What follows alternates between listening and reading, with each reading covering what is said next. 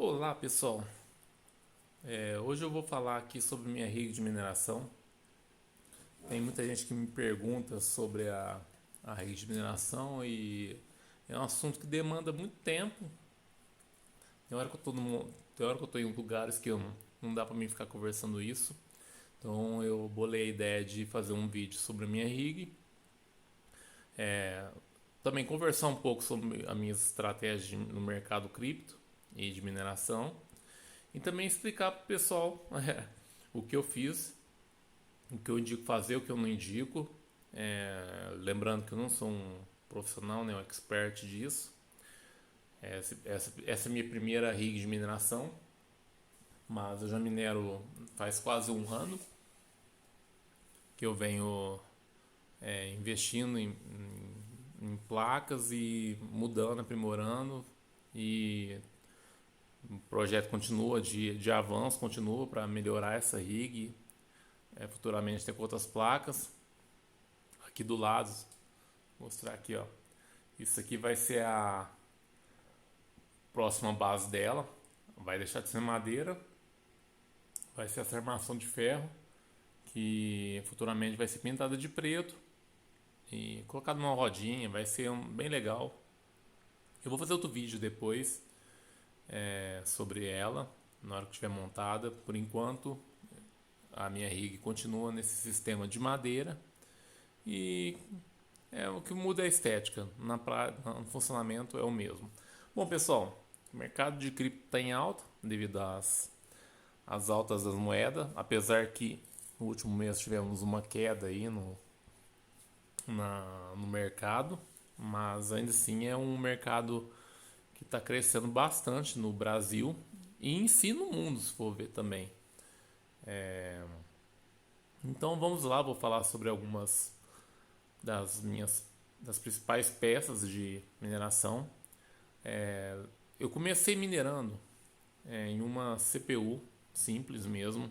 Comecei com uma placa de vídeo, era uma 1660 Super. Depois eu fui crescendo, coloquei mais uma 1660 Super, tive que abrir a lateral da CPU, colocar uma placa bem para fora, parecendo um Megazord.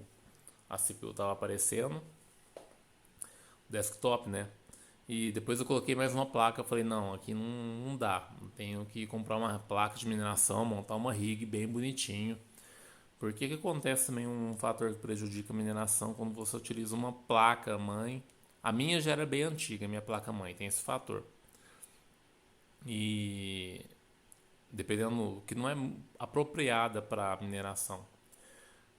No meu caso, a minha primeira placa de vídeo, que estava no slot 1, ela fazia uma quantidade legal de megahash que ela deveria fazer mesmo. Já a minha segunda e terceira placa, no slot 2 e 3, já não. Ela era meio afetada, ela perdia o desempenho. Então, um dos motivos que é bom você ter uma placa mãe de mineração. Mas isso não impede de você pegar e começar como eu comecei num desktop seu. Por exemplo, tem um desktop aqui, estou jogando no computador, será que se eu colocar uma placa de mineração vai atrapalhar? Não, dependendo do seu uso, não. Agora, se você for minerar e jogar jogos no seu computador, sim, ela pode ter vai dar uma boa atrapalhada. Aí vai do que você está querendo no momento, né? Eu coloquei uma placa mãe, eu não vou lembrar certinho o nome, como se pronuncia, mas vai estar todos os produtos que eu utilizei e os produtos que eu vou indicar estão aqui na descrição. Você pode clicar no link aí, tem da Lojas Americanas, Amazon, Submarino, Shoptime. Você achando um preço legal e comprando por esses sites, por esses links que eu estou disponibilizando, você vai estar ajudando aqui também o canal e me ajudando também a fazer talvez futuramente mais vídeos, caso alguém peça sobre esse tipo de produto, né? Então todos os produtos vão estar aqui embaixo na descrição, os links. Então é isso aí. Vamos começando pela placa mãe. A placa mãe de mineração é uma placa como eu disse, não lembro a pronúncia, Jingshan, um negócio assim. Ela é um processador Celeron iluminar ela aqui. É um processador Celeron, tem uma memória DDR3 de 4 GB, possui um SSD de 64 GB e possui 8 slots de placas de vídeo, que está aqui embaixo. É uma placa legal, essa placa aqui eu paguei por volta de R$ 900 pelo AliExpress. Você encontra ela no Brasil, caso você encontre num preço legal. Eu na época fui procurar com a memória e o SSD, eu não encontrei preços legais, eu comprei direto na China mesmo, mas cabe a você pesquisar aí. Aqui embaixo na descrição vou disponibilizar o link dela, tanto vendendo com a memória DDR3 e o SSD, como também sem. Então se atente aí caso você for comprar por um dos links abaixo. Coloquei ali, lá tá no cantinho esquerdo, a fonte. Eu coloquei uma fonte da Apex Gaming de 650 watts. Não é a fonte que eu comecei, foi a fonte que eu coloquei para aguentar essas 5 placas que eu tenho. Então tudo vai da placa da quantidade de placas e potência que você está querendo montar. Por exemplo, se você comprar 3 placas, não vou colocar mais de 3 placas. Então você pode colocar uma fonte mais fraca. Vai tudo do uso seu. Já aqui nas placas de vídeo eu tenho uma 6600 RX XT da Power Color, né, de 8 GB. Eu possuo duas 1660 Ti da Galaxy e eu possuo duas 1660 Super da Galaxy também. Então, um dos fatores aqui que você deve se atentar, por exemplo, aqui nas minhas placas eu tenho só um problema em épocas de calor. Época de calor eu tenho que ligar como eu não montei eu vou ainda ver o que eu vou fazer se eu vou colocar uns fanzinhos, umas fãs na outra placa para dar uma ventilada, porque aqui eu não tenho ar condicionado.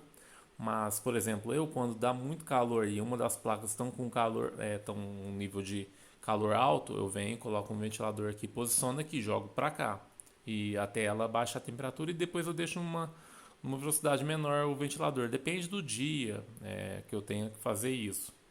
Como igual nesse momento aqui na minha cidade, eu acho que faz mais de um mês que eu não ligo o ventilador na minha rig, porque está chovendo muito, então tá fresco o tempo. Qual a minha indicação em cima disso? Compensa, caso você tenha condições financeiras, eu mesmo, se parecesse os preços que eu comprei essas placas todas, hoje em dia, se aparecesse de novo, eu compraria elas novamente, porque foi com um preço legal. Mas vamos supor que Christopher, você montaria com essas placas? Olha, se eu pudesse escolher, eu montaria tudo de 6600, tudo com a 6600 XT, pelo fator de temperatura. Por exemplo, enquanto as outras placas vão esquentando, eu não tenho esse problema com ela. Ela sempre está uma temperatura bem abaixo das outras. Então, se você quiser gastar um pouco mais e não sofrer com esse fator de temperatura, eu aconselho você comprar uma placa que não gaste tanta, não se aqueça tanto. Mas tudo isso você pode acompanhar também e vai configurando. Você tem que ficar de olho nas configurações, né? Você vai... porque aqui, lembrando, aqui eu minero pelo pool da Binance. E o sistema todo ele é ligado no sistema Hive OS. Então lá você tem o controle das temperaturas, você tem como fazer configurações individuais das placas, até você talvez não de uma forma que você não deixe ela superaquecer. Quer dizer que você configurando pelo Hive OS ela não vai aquecer? Não. Porque você, dependendo do lugar que você instalou e da forma que ela instalou, ela vai aquecer e pronto, acabou. Então você tem que colocar um fã, ou então até trocar de placa. Tudo vai do seu projeto. Não pegue o que eu estou mostrando aqui para você como uma coisa 100% aplicável no seu caso. Você vai montar uma rig, um sistema de mineração, conforme a sua necessidade, conforme o seu bolso, conforme vários fatores. Por exemplo, quem mora no sul, dependendo do local, a maioria dos locais são frios, né, numa temperatura amena, não precisa esquentar tanta cabeça com temperatura de placa, entendeu? Mas é isso, fazendo também uma ordem de melhores de rendimento de placa, né, faz mais megahertz. Primeiro é a 6600 XT da PowerColor, depois vem a Super e depois vem as TI. Mas tudo fica bem próximo, tá? Só a 6600 que dá uma despontada perante as outras. Já sobre mineração, qual que era o meu plano inicial de mineração? Eu entrei no mercado cripto esse início de 2021, né, de mineração. O meu projeto era o seguinte: pagar meu sistema, tudo que eu investi nessas placas e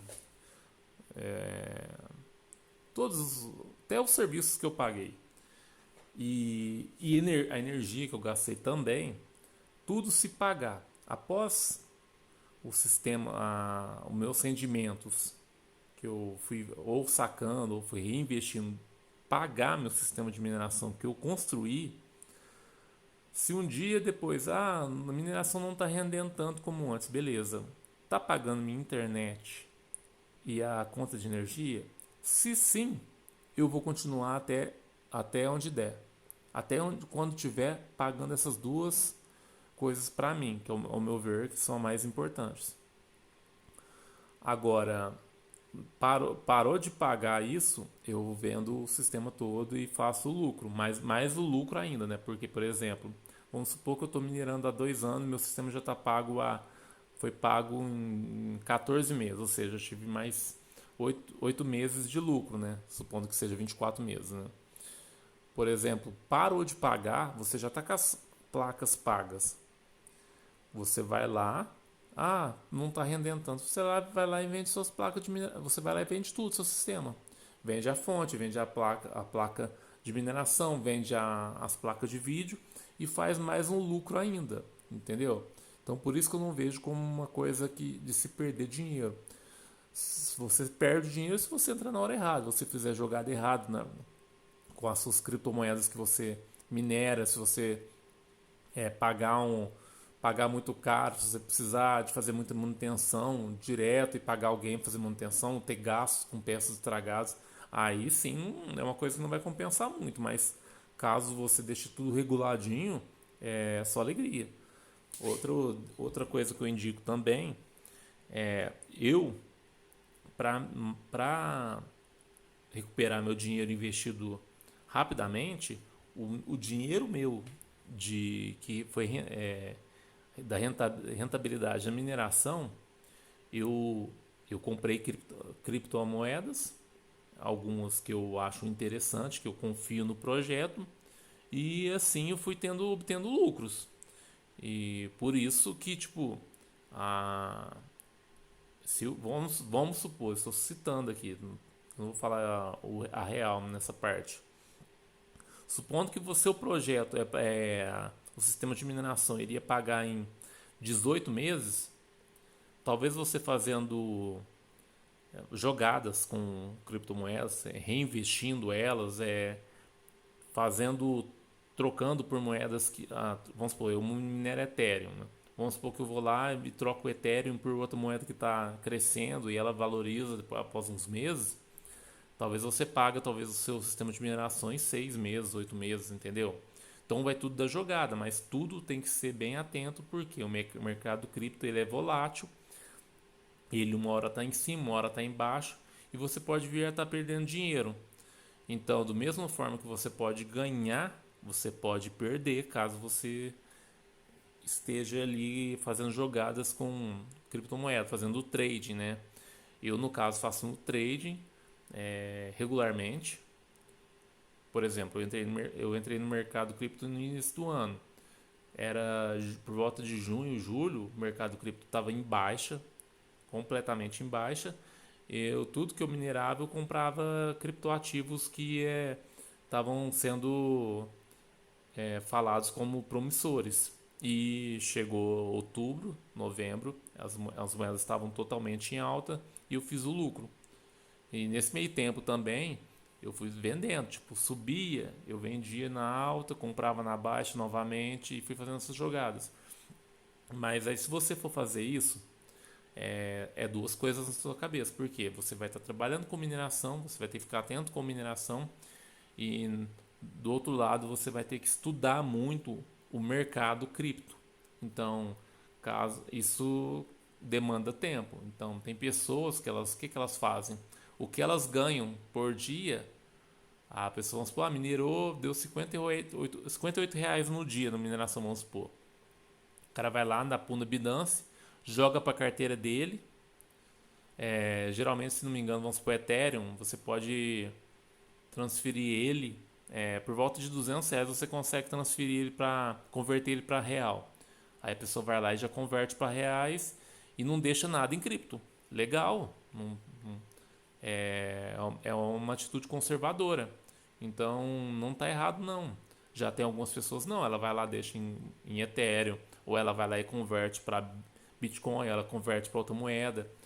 Porque, por exemplo, tudo vai de estudo seu. Eu, por exemplo, o Ethereum ele estava 25 mil reais em novembro, final de novembro e tal. Enquanto o mercado inteiro estava caindo, várias moedas caindo de 30% a 40% e algumas moedas caindo até 50%, 55%, o Ethereum ele era uma moeda que estava caindo 15%, 20%, sabe? Era uma moeda que não caiu tanto conforme as outras. E a minha análise é o seguinte, por exemplo, o mercado, lembrando, nesse momento o mercado cripto está embaixo, o Ethereum caiu mais um pouquinho, mas vamos supor que o Bitcoin caiu 33%, o Ethereum foi lá e caiu 15%. O mercado é tão puxado pelo Bitcoin que na hora que o Bitcoin começa a subir, o Ethereum começa a subir junto. Ou seja, o Bitcoin, se ele atingir o valor que ele estava anterior à perca dos 30%, 33%, o Ethereum vai subir junto com ele. Ou seja, o Ethereum volta uma moeda mais forte ainda. Então você tem. E neste momento, lembrando, essa é uma análise em vista do que aconteceu nos últimos meses. Nesse momento, a Ethereum foi uma moeda que ela reduziu a minha queda, entendeu? Não vai de você analisar no cenário, no momento que você está investindo, qual moeda que poderia trazer essa segurança para você. Para mais dúvidas, pessoal, coloca nos comentários aí que eu tento responder e falar sobre o que vocês perguntarem aí sobre o mercado ou então mineração. Eu lembrando que eu sou um novato, não o que eu estou aprendendo, eu estou aprendendo na raça e é isso, ok? Fui, pessoal, até mais.